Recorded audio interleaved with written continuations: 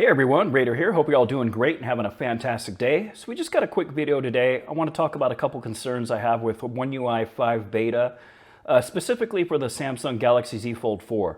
I've had it on here for, I don't know, 4 or 5 days since the last video, and I have noticed like 3 bugs with it that are definitely having an impact on me. Kind of almost makes me regret upgrading to the beta. But I wouldn't call them deal breakers or anything like that. I mean, if you want to play around with it, go ahead, try it out. There's nothing that's a deal breaker. But I did want to share these with you guys because I think it's worth mentioning. I'll also like to mention that the content's going to be slow probably for the next couple of weeks. I'm revamping my office here. And as mentioned in the last video, I've got a couple health concerns going on right now. So I've got quite a few appointments lined up and some tests being done. But I'm going to try my best to at least trickle in some main videos and just keep going with some shorts for the next couple of weeks. But anyways, let's talk about these 3 things that I find to be bugs with the One UI 5 beta, at least here in the US region on my particular device. You may not have encountered any of these, but they're having an impact on my day-to-day activities. So let me share them with you real quick. So the first bug that I've noticed is that I wear my Galaxy Watch 5 Pro to bed. And I do this for the sleep tracking. It's really important to me. Like I just have problems getting a good night's sleep, and it's really nice to know where I stand. And I've been using this feature since the Active 2, onto the Galaxy Watch 4, onto the Watch 5 Pro, and it's just something I really enjoy. And one of the things that I like about it is that we have this bedtime mode, and that will, normally when you turn it on, it dims the screen, and you get no notifications that come in. But as you can see here on my Fold 4, we go back to it. It gives me the option to turn bedtime mode off, but you'll see it's not even enabled on the Fold 4. So bedtime mode, at least for me, is not working at all. It's really frustrating because I work for a global IT company, and we get a lot of messages that go back and forth in my nighttime hours, but for like people that work an IST shift over in India, that's their daytime, you know? So I'll hear a lot of messages coming in overnight. Kind of frustrating for someone that likes to wear their watch and have everything nullified during the nighttime hours, since I don't like to be bugged. So hopefully they address that with a stable release. The next bug I want to talk about, as you'll see here on the bottom, I am using the navigation buttons. It's not because I want to, it's because I have to. And the reason being is when I turn on swipe gestures, I've had it lock up on me 3 times.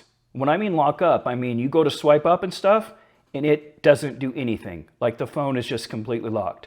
The only way I could get around it was to go down and go into my settings and turn on the swipe gestures, or the only other option really that I could come up with is just powering down your device and turning it back on. So that's a little bit frustrating. I definitely prefer the swipe gestures over these silly buttons. I'm just not a fan of them. And if I offended you, I do apologize. Just I got away from these buttons a long time ago. I only turn them on usually for videos, but now I'm having to keep them on 100% of the time because I'm not having a problem with them. So again, hopefully they address that with a stable version as well. The last bug that I've noticed, and this has happened to me 3 times now in the last, it's been about 4 days since I've been on the beta, and that is when I'm out with my family and stuff, my fiance does all the driving because I have terrible eyesight, whereas I do all the navigation. I'm a navigation guy, so I'll put everything into maps, get everything queued up for our trips, and everything's great when I'm out in front of my house and we're still connected to Wi-Fi. But as soon as I leave my house and I have to go put in the next destination, it doesn't know where I'm at. The GPS isn't locking to the cell signal. And I went through all the settings, and believe me guys, I know all the different settings and toggling GPS and making sure it's being used when you're on a cell connection. Everything's exactly the same as before I upgraded to the beta. And so now all of a sudden when we're out and let's say we reach our first destination and she'll say, all right, go ahead and map In-N-Out Burger. Let's go there and grab a bite to eat. Well, I'll go to put it in when we're out and about and I'm away from Wi-Fi and it's asking me for my starting address. So I literally have to pick something that's close to me, or I have to have her pull out the Flip 4 because she's still on One UI 4.1.1, so it works fine on hers. So that's not a deal breaker for me, but because I work from home, but I know for a lot of you that are out and about and you travel a lot, that could be a real issue. And again, I don't know if this is impacting everyone that's getting the update here in the US for the Z Fold 4. Maybe it's just an isolated thing for me, but I have noticed it happen enough times to where it is definitely a bug. That's not normal behavior, not on 4.1.1.